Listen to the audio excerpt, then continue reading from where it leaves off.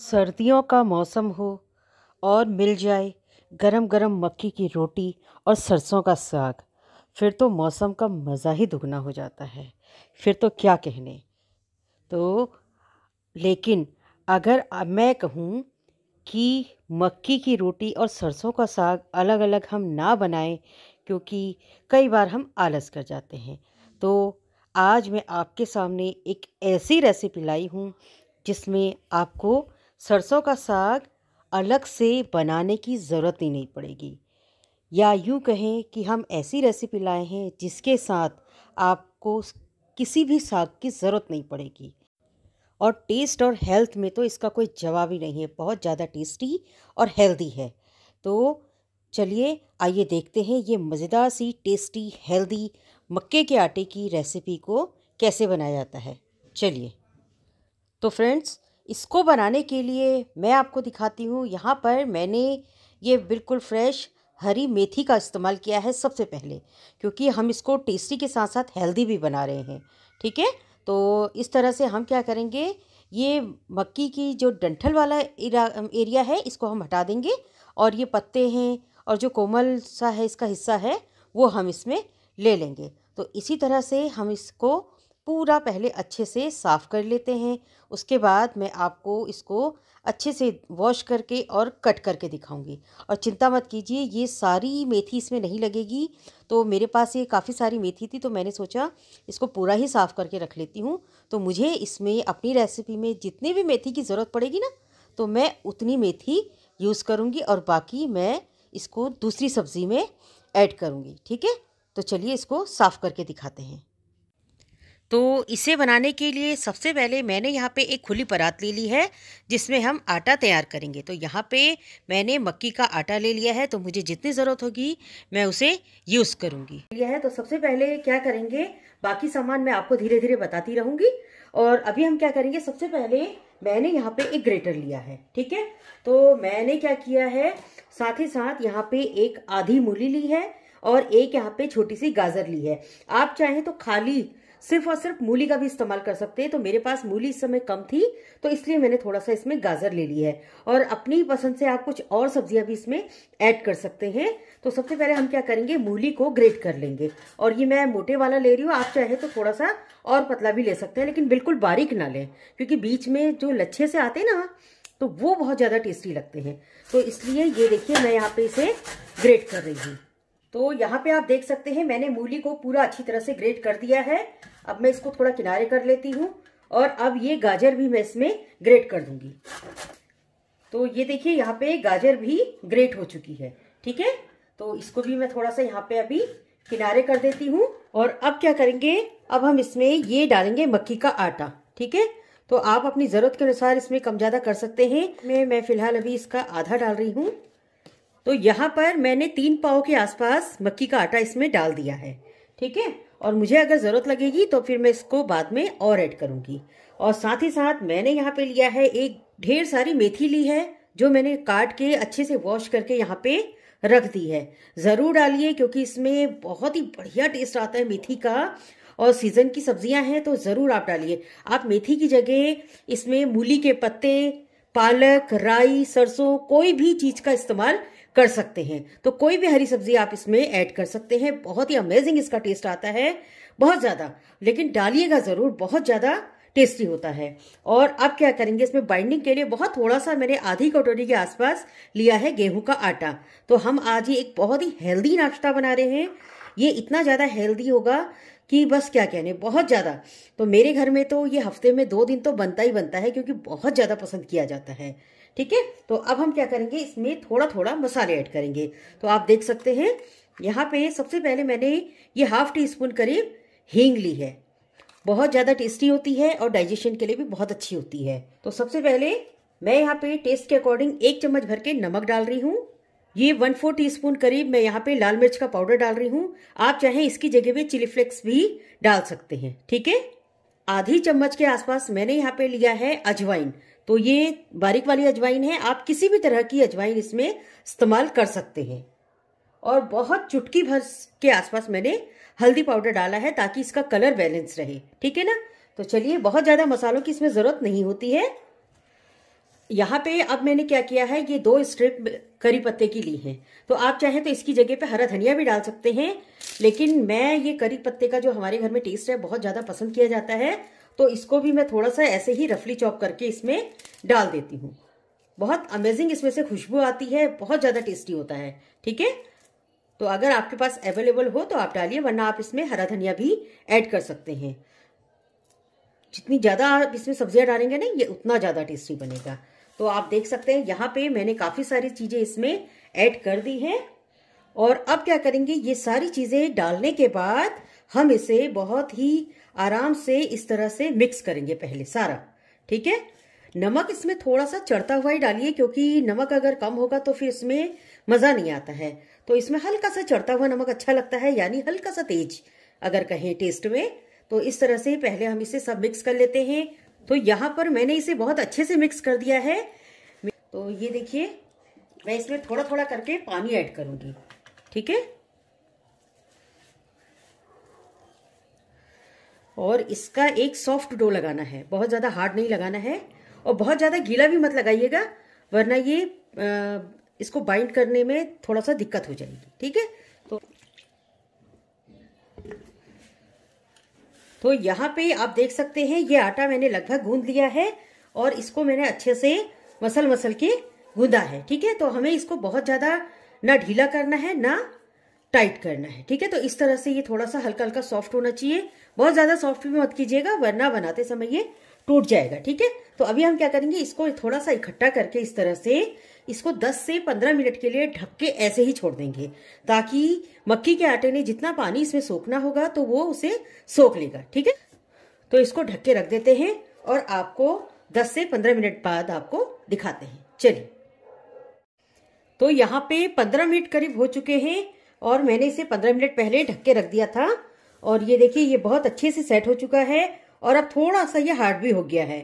तो इसीलिए मैंने इसको पहले थोड़ा सा लूज लिया था। ठीक है, क्योंकि मकई जो होती है वो भी पानी को बहुत अच्छे से सोख कर लेती है, और इसमें मैंने बहुत थोड़ा सा मात्रा में गेहूं का आटा डाला था, तो उसने भी इसे सोख लिया है। ठीक है ना, तो हमें अभी इसकी यही बिल्कुल इसी तरह से ये आटा चाहिए, जैसे हम इसे तोड़े तो ये इस तरह से बाइंड होना चाहिए। ठीक है ना, हाँ, तो चलिए अब हम इसको बनाना शुरू करते हैं। अब हमने इसको और मलने की जरूरत हमें इसे नहीं है, तो इसको हम एक तरफ कर देते हैं। और अब क्या करेंगे, मैंने आटे को एक तरफ किनारे कर दिया है, जो मक्की का आटा मैंने मल के रखा हुआ है, और यहाँ पर नीचे एक न्यूज़पेपर बिछा लिया है। तो आप चाहे कोई कपड़ा भी बिछा सकते हैं, तो मैंने यहाँ पे न्यूज़पेपर लिया है, और साथ ही साथ मैंने एक ली है भारी तले की थाली। आप सोच रहे होंगे कि इसमें थाली क्यों ली है और इसमें रोलिंग बोर्ड का इस्तेमाल क्यों नहीं किया है। तो रोलिंग बोर्ड में भी आप बना सकते हैं, लेकिन आपको इसको निकालने में, जब आप इसको पलटेंगे ना मक्की के आटे को, तो रोटी पलटने में आपको दिक्कत नहीं होगी, ये बहुत इजीली निकल जाएगी थाली सहित। ठीक है, तो ये जो हम बना रहे हैं मक्की का पराठा, अगर हम कहें जैसे आप स्टफ पराठे बनाते हैं, वैसे ही मक्की के आटे का जो पराठा बनने जा रहा है, तो उसको बनाने के लिए हमने इस तरह से यहाँ पे एक थाली को ले लिया है। ठीक है, तो यहाँ पे मैंने थोड़ा सा सूखा मक्की का आटा लिया है, आप इसकी जगह पे गेहूं का आटा भी ले सकते हैं, तो मैंने यहाँ पे फिलहाल मक्की का ही आटा लिया है। तो अब इसको हम बनाना शुरू करते हैं। एक तरफ मैंने गैस पे तवा रख दिया है, और उसको थोड़ा सा गर्म होने देते हैं। तो चलिए अभी हम इसको बनाना शुरू करते हैं। सबसे पहले मैंने हाथ में थोड़ा सा आटा लगा लिया है, ताकि ये वाला गीला आटा मेरे हाथों में चिपके ना। तो मैं इस तरह से एक पेड़ा ले लूंगी, थोड़ी बड़ी मात्रा में लेंगे, तो इस तरह से इसको पहले हम गोल गोल कर लेते हैं। थोड़ा सा थेप के करिएगा, क्योंकि अगर ऐसे ऐसे करेंगे तो ये नहीं होगा। ठीक है, ऐसे ऐसे करेंगे तो टूट जाएगा ये, तो इसलिए इसको थोड़ा सा हाथ पे ही इस तरह से थेप लीजिए। और अब यहाँ पे थोड़ा सा मक्की का आटा बुरक लीजिए। ठीक है, इस तरह से थोड़ा आटा बुरक लीजिए, और इसे आप इस तरह से शेप देते हुए थोड़ा सा ये इसे थेपते रहिए उंगलियों से। ये जो उंगलियों का ये वाला पार्ट है ना, इससे ही आपको इसको थेपना है, और ऐसे हल्के हल्का घुमा घुमा के थेप, ये इसका तरीका होता है कलाई को मोड़ना। ठीक है, मारते हुए इसको मोड़ना है। ये देखिए, आपकी आवाज भी आएगी, ये देखिए आ रही है ना कितनी बढ़िया से। ये देखिए एकदम गोल बन रहा है, बिल्कुल एकदम परफेक्ट बनेगा। और हल्का सा अगर आपको गीला लग रहा है तो आप इसको इस तरह से कर सकते हैं। ठीक है, तो ये देखिए एक पराठा यहाँ पे मैंने बना के बिल्कुल रेडी कर दिया है, आप देख पा रहे होंगे।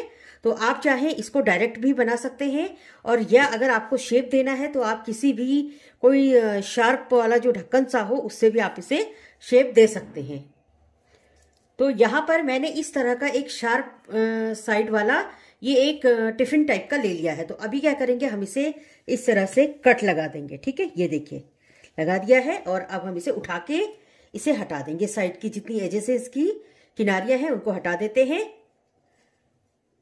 और अब बन गया ये बिल्कुल परफेक्ट गोल शेप का। ठीक है, तो ये देखिए यहाँ पे ये बन के रेडी है। वैसे इतने चोचले करने की जरूरत नहीं है, आप इसको डायरेक्ट भी बना सकते हैं, लेकिन ये एक शेप देने वाली बात है कि अगर आप चाहें कि नहीं बिल्कुल लुक वाइज भी एकदम परफेक्ट होना चाहिए तो उसका ये तरीका सबसे बेस्ट है। अब इस थाली को हल्का सा उठाइए और हाथ में इस तरह से ले लीजिए।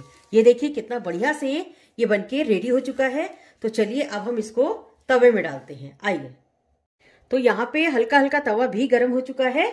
आप चाहे इसमें लोहे का तवा इस्तेमाल कीजिए, चाहे नॉन स्टिक की इस्तेमाल कीजिए। ठीक है, कोई भी आप तवे में इसको बना सकते हैं। तो इसमें मैंने बहुत हल्का सा यहाँ पे ये घी को थोड़ा सा ग्रीस कर दिया है, तो बहुत ज्यादा नहीं लगाएंगे, और इस तरह से इसको उठा के बड़े प्यार से इसको इस तरह से रख देंगे। ठीक है, और गैस की फ्लेम को यहाँ पे लो टू मीडियम ही रखिएगा, बहुत ज्यादा हाई करने की जरूरत नहीं है। तो लो टू मीडियम में ही ये पूरा अंदर से अच्छे से कुक हो जाएगा। तो जब तक ये सिक रहा है हम दूसरा बना लेते हैं, आइए।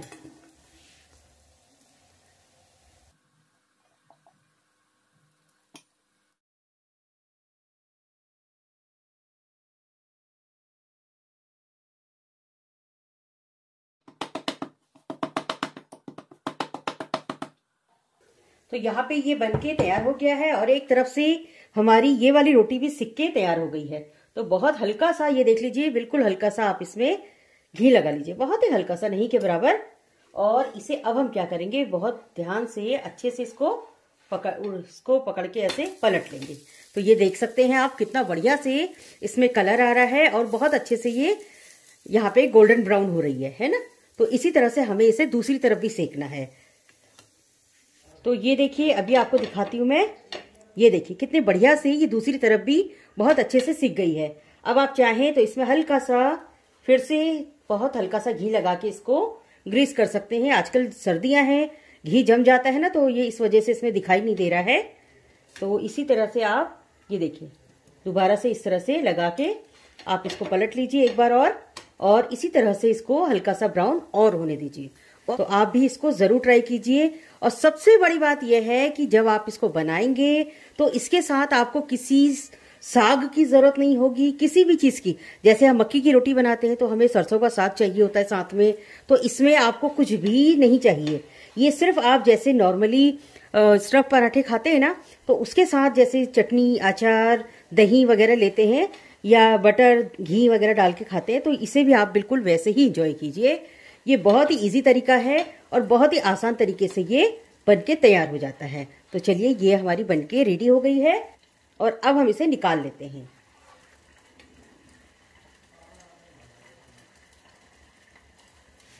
और ऐसे ही हम ये दूसरी रोटी को भी इसमें डाल देते हैं। ठीक है, तो इसी तरह से अलट पलट करके घी लगा के हम इसको भी क्रिस्पी कर लेते हैं और तैयार कर लेते हैं। तो फाइनली ये दोनों पराठे हमारे बनके रेडी हो चुके हैं, और अब ये देखिए यहाँ पे मैंने दोनों करारे से बिल्कुल बहुत ही क्रिस्पी, टेस्टी, यम्मी से पराठे बना के रेडी कर लिए हैं। और साथ में मैंने यहाँ पे लिया है टमाटो केचप, ग्रीन चटनी, और ये है यहाँ पे देसी घी जो घर पे बनाया जाता है, वो आप ले सकते हैं। साथ में बटर ले सकते हैं, और या फिर यहाँ पे आपने ले लिया है दही। ठीक है, तो दही में भी मैं क्या करूंगी, यहाँ पे थोड़ा सा इसमें काली मिर्च का पाउडर बुरक दूंगी, थोड़ा सा यहाँ पे भुना हुआ जीरा, बहुत टेस्टी लगता है, और बहुत थोड़ा सा यहाँ पे काला नमक। मर्जी है आपकी, आप बिल्कुल ऑप्शनल है अगर इस तरह से डाल के खाना चाहते हैं, वरना आप प्लेन दही का भी इस्तेमाल कर सकते हैं। बहुत ही अमेजिंग सा इसका टेस्ट होता है। और साथ ही साथ मैं यहाँ पे डाल रही हूँ थोड़ा सा हरा धनिया। ये देखिए तो ये आपका एक, आप इसको लंच में भी खा सकते हैं, ब्रेकफास्ट में भी खा सकते हैं और डिनर में भी खा सकते हैं। तो ये तीनों टाइम आप कभी भी इसको एंजॉय कर सकते हैं। बहुत ही अमेजिंग सी रेसिपी है, बहुत ही कमाल की है। तो फ्रेंड्स, आप इस रेसिपी को एक बार ज़रूर ट्राई कीजिए। मैं तो सर्दियों भर हफ्ते में कम से कम 2 बार इसको ज़रूर बनाती हूँ। और ये देखिए, आप इसकी क्रिस्पनेस मैं आपको दिखाती हूँ। ये देखिए, ये इसकी क्रिस्पनेस देखिए आप। आवाज से आप पहचान रहे होंगे बाहर से कितने करारे और अंदर से कितने सॉफ्ट बने हैं और सब्जियों से भरे हुए हैं। बहुत ज्यादा हेल्दी बने हैं। इतने गर्मा गर्म अगर सर्दियों में ये मिल जाए तो फिर क्या कहने। सबसे बड़ी बात है कि आपको इसके साथ किसी हरे साग की जरूरत नहीं है, इतनी मेहनत करने की भी जरूरत नहीं है। आपके लिए ये बिल्कुल ऑल इन वन टाइप का है ना। मक्की का पराठा भी है, इसमें साग भी पड़ा हुआ है, सब्जियां भी है, मतलब और सब्जियां भी इसमें है, हरा साग भी है।